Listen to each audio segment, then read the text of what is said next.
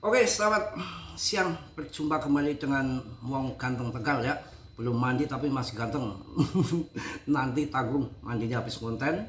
Sehari sarapan mandi, mendekati duhur kan, sekalian sholat duhur.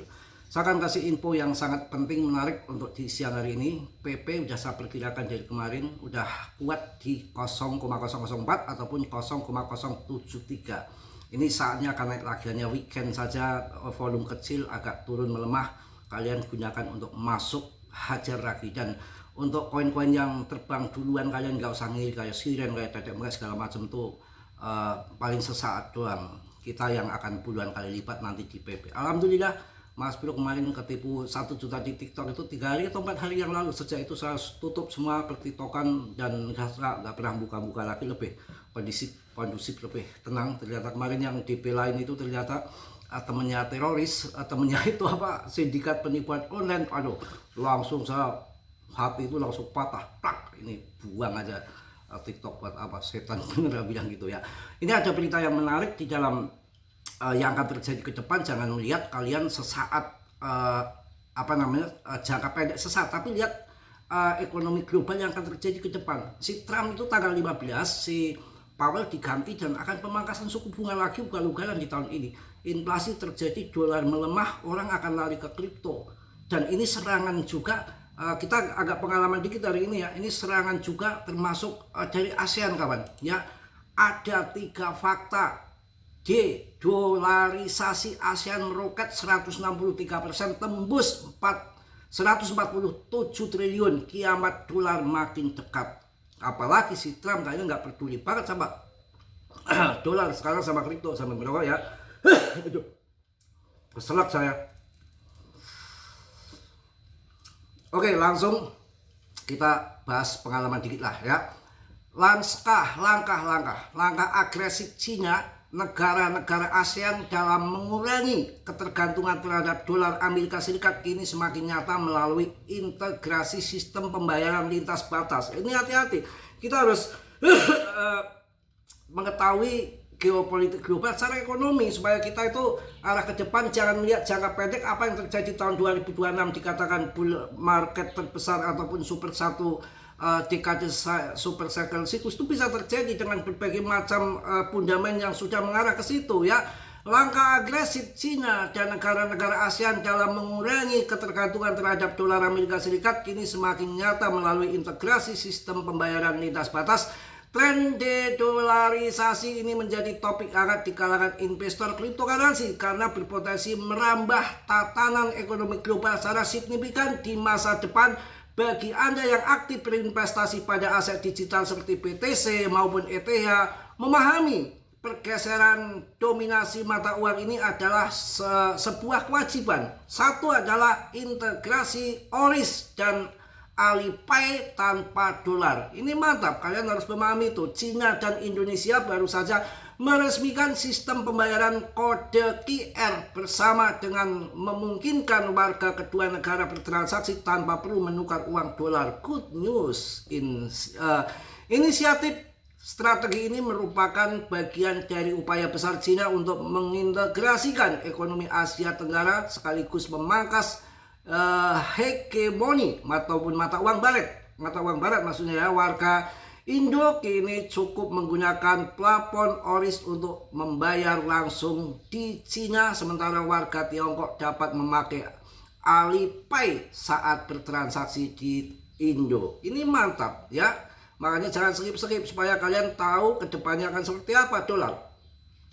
Perluasan jaringan pembayaran digital ini dinilai sangat praktis karena mampu menurunkan biaya transaksi secara gratis bagi kedua belah pihak. Integrasi sistem keuangan regional ini secara tidak langsung mengingatkan kita pada konsep efisiensi transaksi lintas batas yang sering ditawarkan oleh jaringan kripto Ripple. Berikut ini adalah beberapa catatan perkembangan jaringan pembayaran digital Cina yang kian menggurita di berbagai negara kawasan Asia Tenggara. Apakah nanti AS ngamuk dengan pembayaran Ripple yang katanya berapa ribu perbankan? Ya mungkin nanti akan ramai, apa Ripple akan terbang. Saya rasa akan naik juga Ripple, ini persaingan yang sangat mantap ya.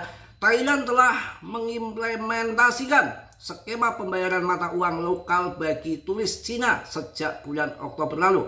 Vietnam secara resmi memperkenalkan layanan UnionPay dan mulai menambahkan plafon Alipay ke sistem mereka. Malaysia serta Singapura diketahui sudah lebih dulu memiliki sistem integrasi pembayaran digital lintas batas serupa. Ini mantap.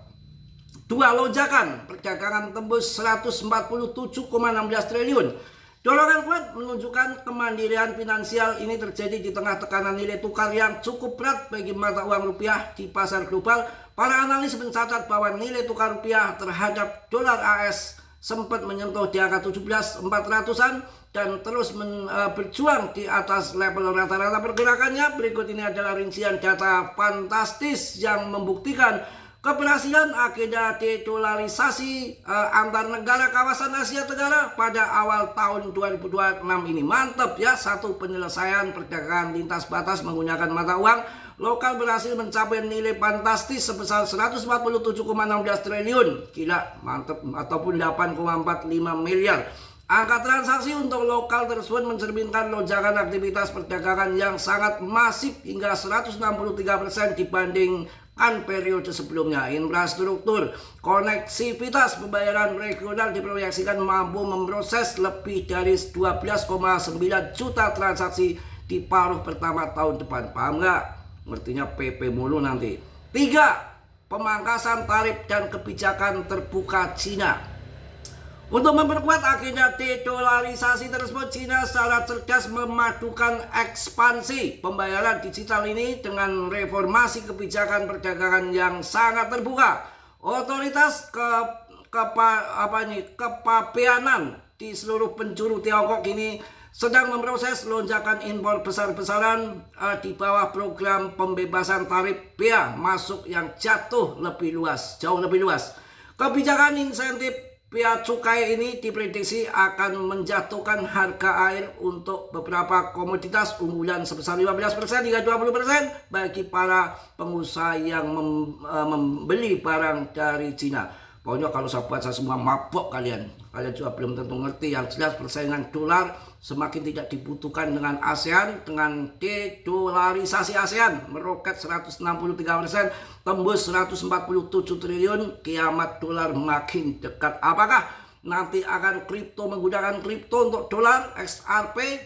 Apakah PP? Yang penting itu aja berita siang hari ini. Agak kalian pusing juga kalau saya bicara yang agak tinggian dikit. Ya namanya orang-orang receh ya pada gaptek ya, tenang aja. Yang penting intinya ini persaingan dolar akan semakin nggak dibutuhkan di ASEAN karena sudah transaksinya udah nggak pakai tuker dolar lagi. Intinya seperti itu. Dolar melemah, kripto terbuang di sana, uang banyak di AS. Bingung, dolarnya turun, dolarnya melemah, masuk kripto, PP, cool cuan ya. Mungkin itu aja di siang hari ini. Tetap semangat, selamat happy weekend ya dengan celotehan Mas Bro untuk siang hari ini. Tetap semangat, tetap yakin saya rasa PP akan jadi nomor 1 dan sekarang harganya sudah melonjak lagi, terbang lagi sesuai dengan prediksi saya. Tembak aja, serok dan serok, tetap dior. Riset sendiri dalam dunia kripto berisiko tinggi, bisa cuan dadakan atau membeli dadakan, semua tahu jam masing-masing. Mas Bro hanya memberikan sebuah info yang saya tahu, selebihnya kalian riset lagi dulu on riset. Salam dari Tegal Mas Bro. Wassalamualaikum warahmatullahi wabarakatuh. PP Jos.